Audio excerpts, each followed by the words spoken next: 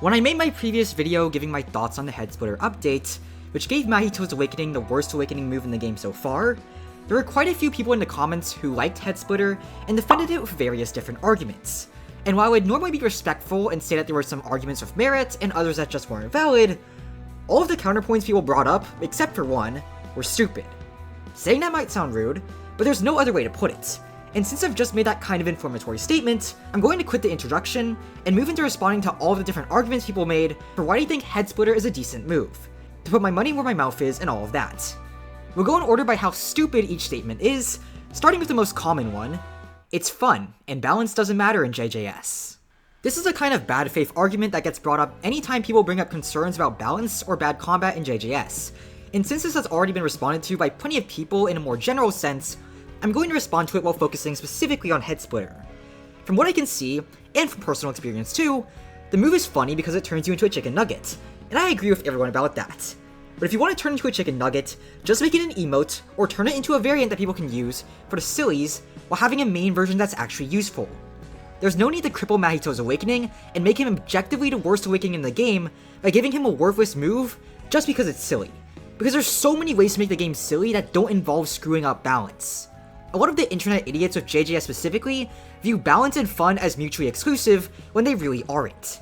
JJS doesn't need to be some unbalanced god-awful mess of a fighting game to be fun, and the game doesn't need to be stale or boring to be balanced. But there's a ton of people who seem to think that the game can either only be balanced or fun, and treat balance like it's the boogeyman. Moves like Hollow Purple Nuke are the perfect example of this. You sacrifice your entire awakening just to do a nuke that does only about 30 damage unless you're standing in it, making it objectively a bad move. But there's nothing wrong with that at all, because it's an extra thing you can do for fun. What happens because of this is that Gojo gets to have a balanced awakening while still being fun because he has these goofy moves like the nuke that he can use if he's feeling silly. That's not the case for Mahito though, because Head Splitter is a core part of his moveset with no alternative, making him far weaker than the other movesets, all for the sake of being kind of funny, which stops being funny about 5 seconds later when you're getting massacred by the Sukuna player in front of you, or being forced to run for your life because you're too weak to actually fight anyone.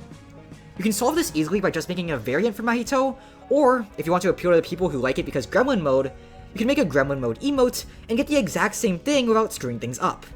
Saying it's funny though is the most stupid argument I've seen people bring up when arguing in favor of Head Splitter, and for some reason, it's also the most common.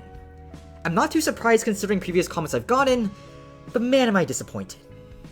Stupid argument 2. It does good damage. This stupid argument is kind of understandable. Head Splitter's damage isn't that bad. It's about 20 damage if all hits land. However, there's so many other things that completely invalidate all of that. 1. You damage yourself with the move, so if the pop-off bugs out, you're also taking that 20 damage, basically resulting in a neutral damage trade, and when you think about it, 0 damage. You also have to land every hit of the move, which is not a very consistent conditional compared to other moves. And the biggest one, pretty much every awakening in the game does upwards of 20 damage each move, and they don't have to cripple themselves to do it. There's not much more to say here. The move's damage is not good for how much it hurts the user. Stupid argument 3. Use it in domain. This one isn't too bad. In a nutshell, people believe that using Head Splitter in domain is a good way to get the kill with the domain. The problem with that argument though is twofold. First, it's so trivially easy to get kills with Mahito's domain that you don't need to use Head Splitter at all. Just dashing in someone's direction and running towards them will be enough, and getting one M1 string, a very easy conditional to fulfill when your opponent isn't allowed to fight back, guarantees a kill.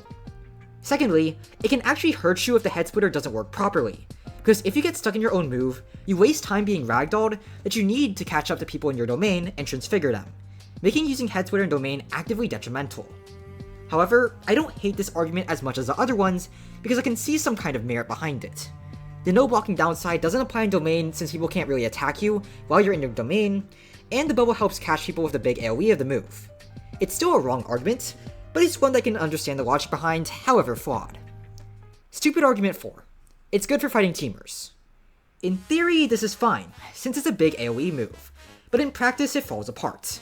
The moment you're turned into a chicken nugget, you're gonna get massacred by whatever hypothetical teamers you're fighting because you have no ability to block and can't use your one move that could kill teamers, that being domain expansion, or any move for that matter.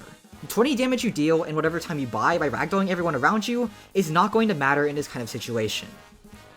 Argument 5. It's good for running. There's no stupid here, because this argument is okay.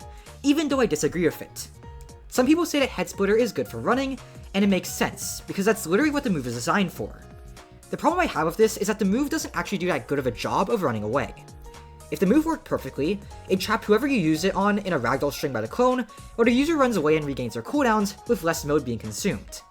However, the problem is that you often end up getting trapped by the clone too because of how buggy it is, ending with both of you being trapped, preventing you from actually running away or anything.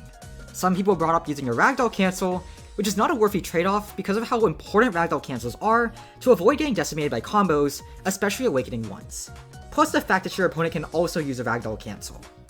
It's not even difficult to catch someone running away, since you don't get any movement speed boosts, and you're unable to block, making it impossible to avoid certain moves that require you to block, like Dismantle or Toad. It's the kind of thing where these people are half right and half wrong.